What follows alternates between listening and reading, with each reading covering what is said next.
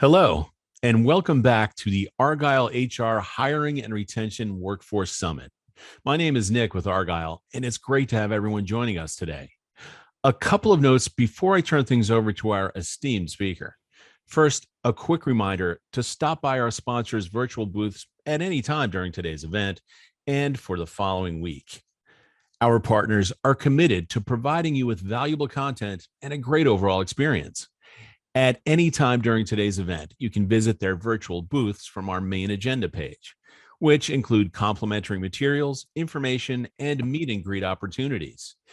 To ask questions throughout the session, simply type into the Q&A chat, and we will address your questions at the end of the session.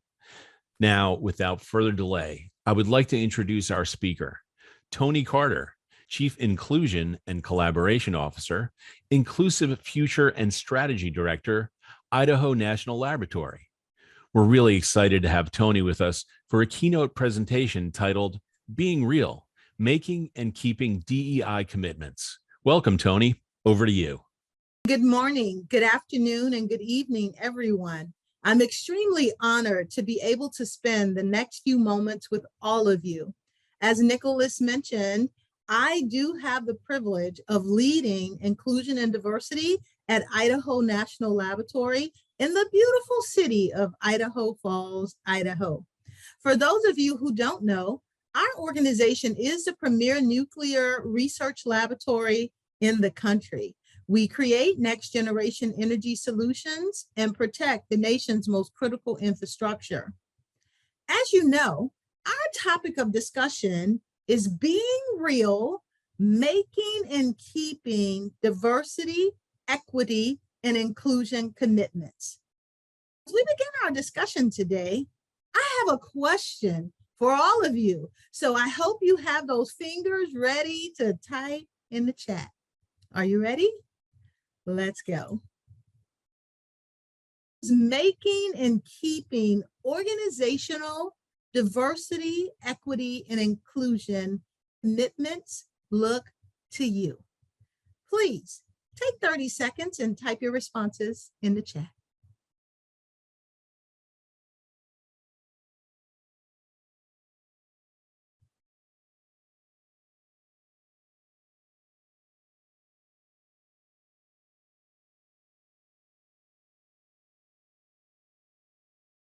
I don't see any responses trickling in yet. Does anyone want to share? I'm really curious before I take you on a semi-dive into our philosophy here at Idaho National Laboratory. So again, if you don't mind, please type in the chat, how does making and keeping organizational diversity, equity, and inclusion look to you? Well, I'm not seeing any responses in the chat, so we'll move on. So, perspective at Idaho National Laboratory, we are really committed to building an empowered workforce that's inclusive as well as diverse and leverages the multicultural experiences of all of our colleagues. Oh, Barb, thank you. Barb says she looks at the end goals of having a diverse organization and doing the steps to work to that point. That is perfect, Barb. It seems like what I just described in our philosophy. Sarah, I love it. Consistency, transparency. I love it, Signé. Employees feeling like they can be themselves authentically. And might I add, belong. Sherry, I love it. It's about inclusion from your perspective. And Ray, good point. You said it starts at the top, and top leaderships and board members need to look diverse. As you can see from our philosophy here on the screen, we most certainly agree with everything you all have put into the chat, which is why we've aligned our strategy to 4 strategic elements. The first one, which is where our time, meaning the inclusion and diversity team at INL spends a lot of its time, is in the cultural area. Because the one thing we know is our culture needs to be right for everyone to feel like Idaho National Laboratory is a place where they are welcomed, where they can be themselves, where they can feel psychologically safe, and most importantly, do their best work every day and maximize their fullest potential. So our team spends about 25% of its time centered right on helping to augment our culture in a positive way. We also spend quite a bit of time helping to widen INL's talent acquisition pipeline. We want to make sure that people all around the world, the nation, and particularly in the areas where we live and do business in those communities know that Idaho National Laboratory is also a place where they can come and be a part of a place that values them for the contributions that they can help make. As you can imagine, the job that we have to do at INL is huge, it's big, it's massive. When you talk about protecting the nation's most critical infrastructure, that is serious work. And we know we need people all over to know that Idaho National Laboratory is a place where they can come and bring their best selves to work each day. Our team also spends a significant amount of time in the talent development and leadership spot. And really what we do is we partner with our learning and development team to make sure that our people have the right skills in order to be able to continue to help Idaho National Laboratory meet the nation's requirement of us. I like to tell people all the time, we want not only our high potential and executive folks to be able to help INL deliver on its mission, but every single other person within our organization.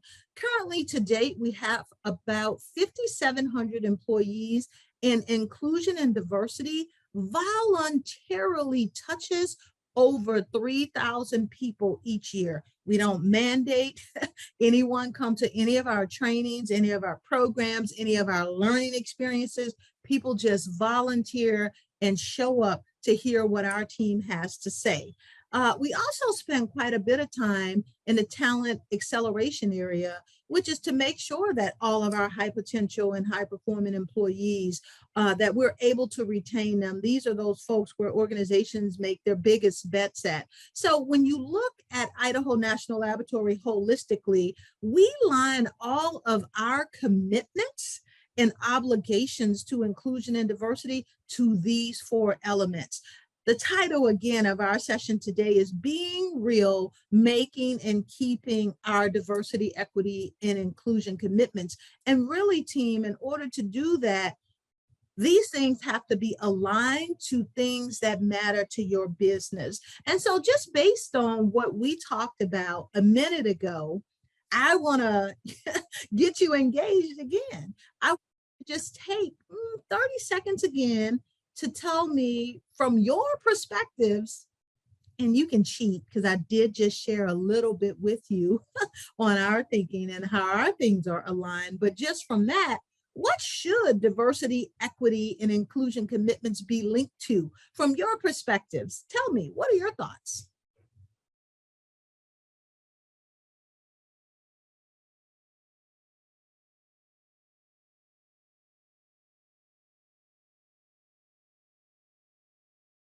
And I'm sure we're going to get a lot of great answers in this particular question because we got a lot of great answers a minute ago. And as we wait to get some answers in the chat, what I will say is one of the many strategies that inclusion and diversity practitioners use is linking. Oh, there you go, Peter. I saw you. That's exactly where I was going next, is linking diversity, equity, and inclusion commitments and goals to the organization's mission, its purpose, and its values. Yes, Jessica, I love what you said also, environment and culture. And the reason why this is important is because when you link your inclusion and diversity work back to your organization's missions, purpose, and values, they are more likely to get done than if you go off and create some solo work that has nothing to do with what your organization is working on.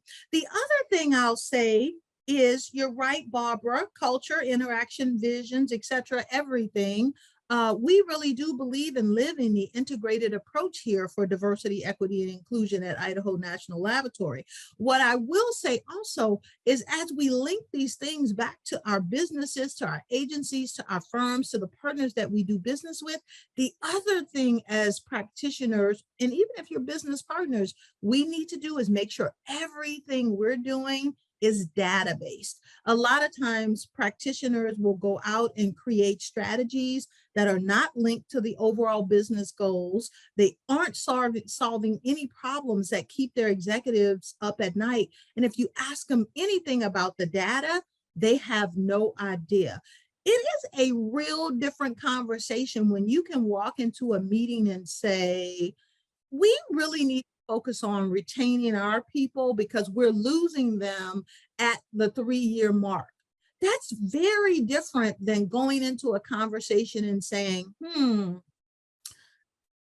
people on my team last week, and Nicholas lost 3 people on his team last week, and Lindsay lost, and you have no real data. You go in with, hypothesis and things that you're seeing at a mini level that might not be impacting the organizations holistically. So look at your data, go talk to your HR practitioners, talk to the people who lead the work in your areas, and make sure that when you're creating commitments and goals, that is linked back to data, that is linked back to something that can help your organization and the people that it's responsible for serving to deliver on their mission and their goals. I also like to tell people also, when we have employee resource groups, we call them leadership councils here at Idaho National Laboratory, business resource groups, business councils, they're called in a lot of other organizations. These are also areas where we need to link as closely to our plans, to our agenda, and to our objectives. Because when I first started this work about 15 years ago, you rarely saw executives at meetings that people in employee resource groups or affinity groups were having. But when I took a step back, coming into this work with fresh eyes, what I realized was no one was paying attention to the business. And then the things that were keeping the executives up at night, no one was attacking those things. And so we took a step back and we said, hey, what is keeping Dr. Greg Brown up at night? He, at the time, was one of the presidents and CEOs of Motorola Solutions in Chicago. And once we started to link our work to what was keeping executives like that up at night, and a lot of times they're going to be very, very concerned about retaining, acquiring, and attracting talent, then you know what? They will listen to you. You won't have to beg them to come to your meetings. You won't have to beg them to get involved with your initiatives. If you link them back to business objectives and show them how the work that you're doing will impact the work that the organization wants to do, you will get support for what you want to do. The other thing I want us to think about as we think about linking these diversity, equity, and inclusion commitments to our business, our mission, our purpose, etc., we also need to make sure we secure buy-in from executives. You heard me say how we did that at Motorola. It's the same strategy we implemented here at Idaho National Laboratory when I arrived also. And just to let you know, the employee resource groups here were also having the same challenge, and their membership was around 200 people for ever, right? And so once we rebranded them, tied them back to business results or laboratory results in our case, those councils are now up to like 13 to 1,500 people in a matter of 6 years, okay? And they have 3 to 4 meetings with our executive team at least each year just to talk about inclusion and diversity. So make sure as you're thinking about your diversity, equity, and inclusion commitments that you secure buy-in from your executives, your middle managers. Also talk to the employees because you want them to be excited about what your team is doing. Build your commitments with everyone sitting at the table and hearing from those people who are most critical to you. That includes your partners as well as your key executives. Now, one other thing I want to spend just a little bit of time talking about, because we're talking about being real, making and keeping diversity, equity, and inclusion commitments. And you know what? Sometimes if we create commitments that aren't based on organizational deliverables, etc., we can get pushback. We can also get pushback from distractors. And so we really have to ask ourselves, how are we going to handle people that want to distract from our work? I think about an article that I just read this morning about a university, I want to say in Iowa, whose Regency Board of Directors has pretty much put all of their diversity, equity, and inclusion work on hold. And the article said that the board decided to do that because they needed to make sure that they understood the curriculum that was being released to its student body population. Of course, the DEI practitioners and at least one professor who was quoted in the article was really not happy about this decision from the Board of Regencies and tried to the case that underrepresented groups were going to feel like the organization was taking a step back. But again, that's why we have to go into our organizations understanding what they can and cannot do, what they're capable of doing, and then mapping our strategies around those things that are important to the people within our organization, again, the people we serve, as well as those organizations. I mean, it has to be a detrimental feeling for the people at that particular university to now be sitting in limbo at least through the summer, according to the president, until they can check out everything that is within that portfolio. Now, from my perspective, if the portfolio had been built with these executives and people at the table, we could possibly be seeing a different outcome right now. Maybe that president would have been able to release a nationwide communication that said, we understand the concerns of the people who are concerned about the way diversity, equity, and inclusion is being implemented within our university system. But what I can tell you, because I helped design this curriculum and the components of it, is we're really focusing on this, this, and this versus now having a university, its faculty, and its students sitting in limbo for the next 3 months, not knowing how any of that's going to roll out. The other biggest critical piece that I'm sure you all have seen in the last few weeks, and probably in the last week, is where some people have now retermed diversity, equity, and inclusion into words like this really means discrimination, exclusion, and indoctrination. So as people who are proponents of this work, wanting to help everyone and ensure that people really do have access to the opportunities around them, we really have to understand how our work is impacting the community, as well as understand how people are perceiving what we're doing. And I am a big proponent of, how do we create something that's a win-win for everyone? How do we make sure that people know that really we only ever want the best people for the jobs to get the job? We only really ever want the best student for the scholarship or the university to get it. But how do we create that in an environment where sometimes things are taken out of context? Really, we can never prevent people from taking things out of context that we might say, but what we can do is help make sure that we're very clear in what we're trying to say in the work that we're doing. The other thing I'll say is, for organizations that are in a situation where you have a big, bold, huge platform, and you can help particular organizations that may not be able to maneuver in a way that you do, if you could help lift them up and support them when you can, it can help make this world and the things that we're trying to do better for all of us. So I encourage larger organizations who are not restricted by some of the things that are going on. If you can get in and uplift that smaller company or the universities right now who need support, is there a way that some corporations can step in and help them keep some of these things on track?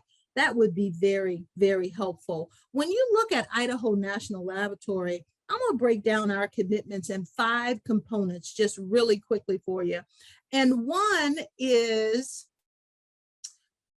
commitment to moving from an awareness around inclusion to executive inclusive leadership behaviors. So we don't want people just to know that the inclusion work stream exists, but what we want them to know is here are the behaviors that we expect of all of our employees.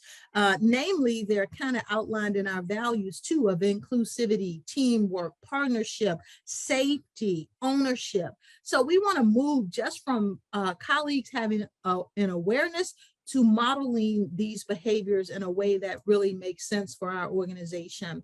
We also want to continue to have a commitment to make sure that our employer or employment value proposition is one that resonates with people in the industries that we need. We want everyone to really know and believe that Idaho National Laboratory is a place for them to all come to learn and grow and do their best work. We also want to make sure in our commitments, again, that we're continuing to widen our talent pipeline, but not only widen that talent pipeline so that we can continue to hire the best and brightest from around the world, but also to develop them, to grow them, and to help them get through their full career life cycle. And that can mean a lot of different things to a lot of people. We also then take time at least once a year to sit down and to really think about, here are the commitments we've made. Like the one I mentioned a minute ago, ensuring that all hiring slates are inclusive and diverse. How are we doing? Another one centers around creating more high-performing teams and increasing cultural as well as laboratory acumen. Again, how are we doing in these areas? And once we look at all of this stuff each year, if we find that something is not working, that it's not aligned anymore, or that it's not really delivering what we thought it should be delivering, then we realign this work to something that is different. As we move into our final Q&A, I have one additional question for you. And I really want you to think about, what is the one thing you will do differently after this discussion? And I know that some of you probably are thinking, Tony, I really would like some resources to help me.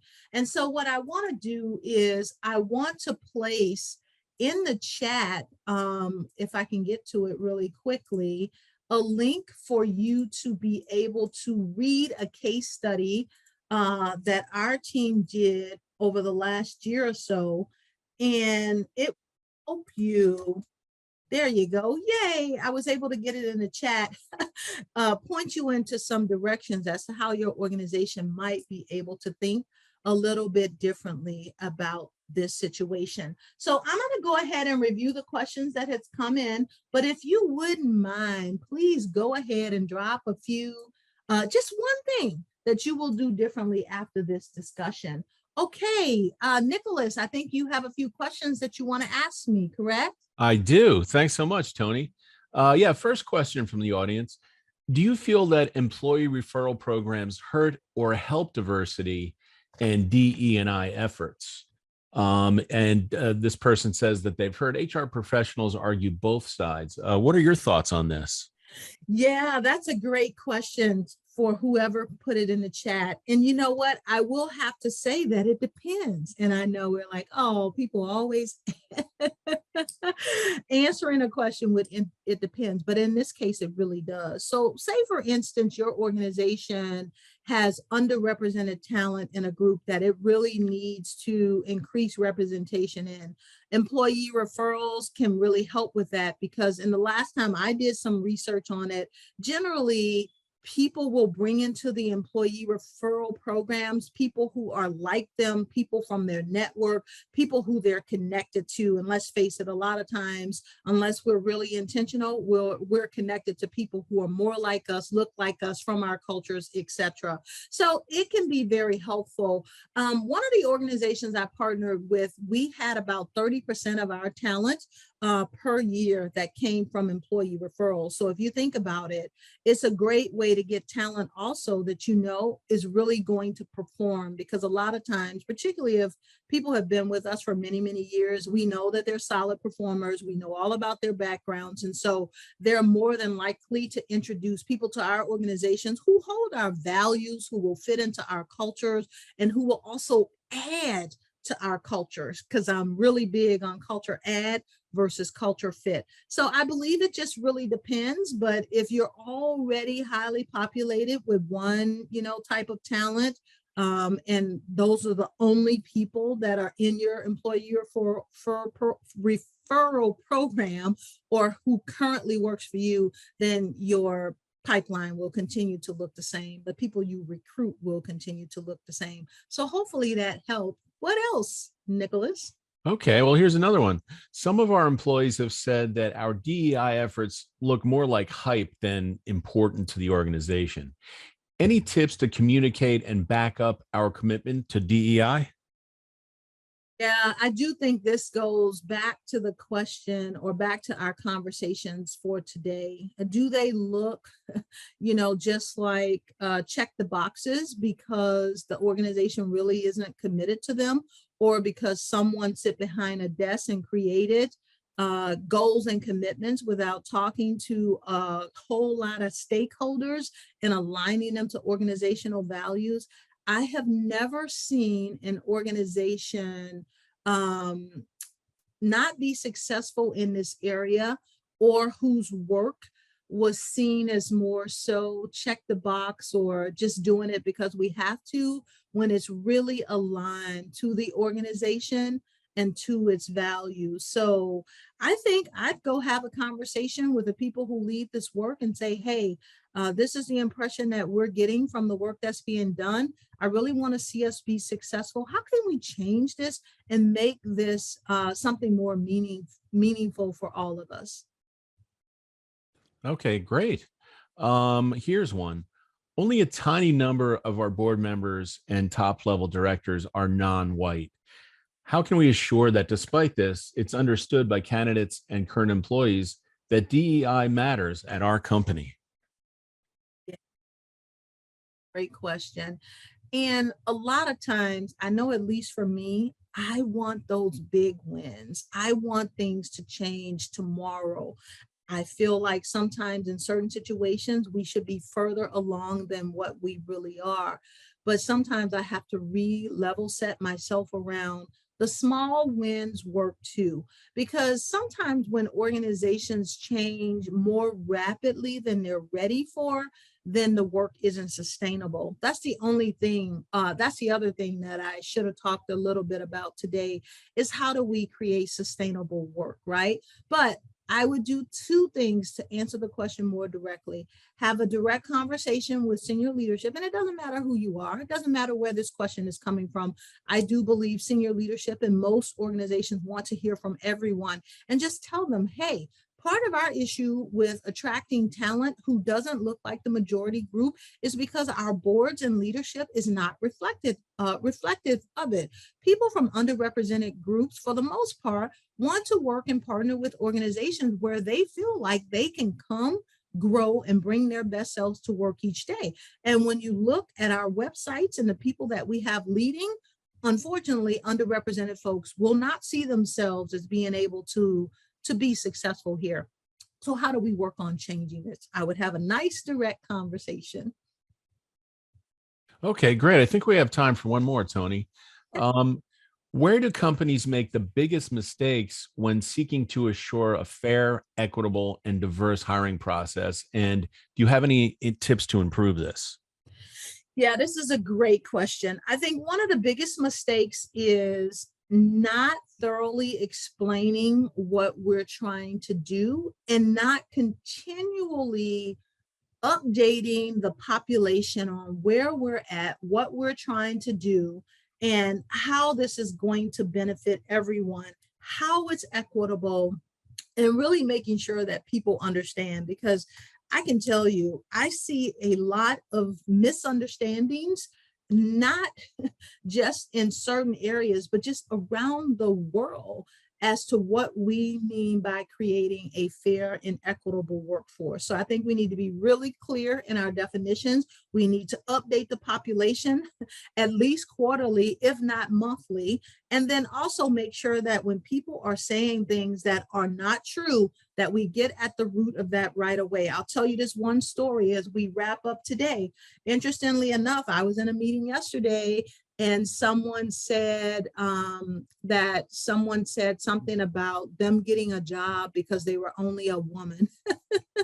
And I put directly into the chat, at Idaho National Laboratory, all managers are asked to hire to INL's values and commitments. And this means we are committed to a couple of things. And the first one is only ever interviewing qualified candidates. The second one is only ever hiring candidates that are qualified. And then finally, the fact that we believe that inclusive processes will lead to inclusive outcomes. But I had to get that into the chat right away because we had about 100 people on that call, and I did not want 100 people walking out of that discussion saying, somebody only got hired because they were a woman, because that is not why anyone that I've ever worked with has hired anyone. Because you know what? It doesn't benefit anyone. And actually, it not only hurts the person, but it hurts the morale of the entire team as well as the organization. So fair and equitable is all we're ever asking for. Excellent. Well, thanks again, Tony, for such an incredible keynote. I also want to thank everyone else for joining us today. This session, along with all of today's content, will be available on demand following the event. This officially concludes the Argyle HR Hiring and Retention Workforce Summit. Thank you again for joining us today and engaging in our content. Everybody, have a great rest of your day, and thanks so much.